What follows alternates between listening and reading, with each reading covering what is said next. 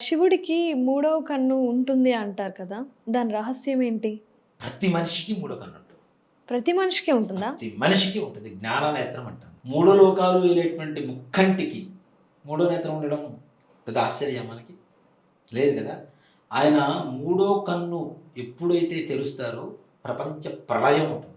అవును. చాలామంది ఇళ్లల్లో కూడా మూడో కన్ను తెరిచినట్టుగా పటాలు ఉంటాయి. అలా ఆ! ఉంటే ఆ ఇంట్లో సామాన్యమైనటువంటి పరిస్థితి ఉంటుంది. భార్యాభర్తలు కొట్టుకోవడమో, పిల్లల మాట వినకపోవడమో, దుర్వ్యసనాలు పాల్పడమో ఇలాంటివి ఎక్కువ జరుగుతూ ఉంటాయి. ఎప్పుడు కూడాను ఈశ్వరుడు దృష్టే అర్ధ అర్ధనేలిత మిత్రంతో ఉంటుంది. ఎట్లా అంటే ఇలా ఉంటుంది శివుడి పటం అంతా కూడా. హ్మ్. ఇలా పెట్టిన శివుడి పటాలు చాలా తక్కువగా కనపడుతుంటాయి.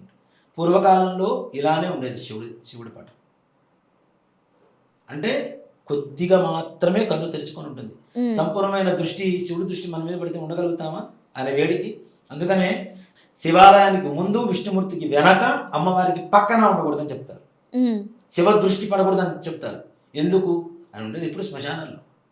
ఎప్పుడు చుట్టూ వేడుంటూనే ఉంటుంది ఆయన. హ్మ్. అంత రుద్రుడు అని చెప్పి పిలుస్తున్నాం కదా. రుద్ర నేత్రం మన మీద పడితే మనం తట్టుకోగలుగుతామా? చెడు అని కాదు, తట్టుకునేంత శక్తి మన దగ్గర శక్తి మన లేదని దగ్గర చెప్తారు. ఉండదు. మానవుడి దగ్గర ఎక్కడ ఉంటుంది ఆయన దృష్టి కలిగితే. కాబట్టి అలాంటిది ఈ రెండు కళ్ళతో చూసేటువంటి దృష్టే మన మీద పడితే మనం తట్టుకోలేనప్పుడు హ్మ్. మూడవ నేత్రం తెరిచాడు అంటే ప్రపంచం మొత్తం ప్రళయమే. వేరే ఎక్కడ మిగిలేదే ఉండదు, మొత్తం భస్మమే. అంత శక్తివంతమైనటువంటి మన మనోనేత్రానికే మనం కళ్ళు మూసుకున్నంత శక్తి వస్తున్నప్పుడు పరమేశ్వరుడు త్రినేత్రానికి ఇంకెంత శక్తి ఉంటుంది. హ్మ్. కాబట్టి ఆయన త్రినేత్రధారి అంటాం. కానీ త్రినేత్రం అనేటువంటిది నాకు తెలిసి ఇప్పుడల్లా తెరిచే పరిస్థితి ఉండదు. గ్యారంటీ ప్రపంచ నాశనానికి దగ్గరలో ఉంది, కానీ ఇప్పుడే కాదు, తొందరలో ఉంది. కొన్ని సంవత్సరాల తర్వాత, కొన్ని వందల వేల సంవత్సరాల తర్వాత తప్పనిసరిగా మరలా ప్రళయం అనేది వస్తూ ఉంటుంది. మనకి చాలామంది చాలా రకాల కథలు చెప్తుంటాం. ఎక్కడ నందీశ్వరుడు లేచి రంకె వేస్తాడని మహానందిలో, తర్వాత దుర్గమ్మ వారి ముక్కుపుడుక మునిగితే విజయవాడలో లోకం మొత్తం మునిగిపోతుందని. అది నిజమే. కృష్ణా నది అంత ఎత్తున పొంగింది అంటే కింద నుంచి మునిగిపోతుంటేనే కదా అంత ఎత్తుకు పోయేది, ప్రళయం వచ్చేది.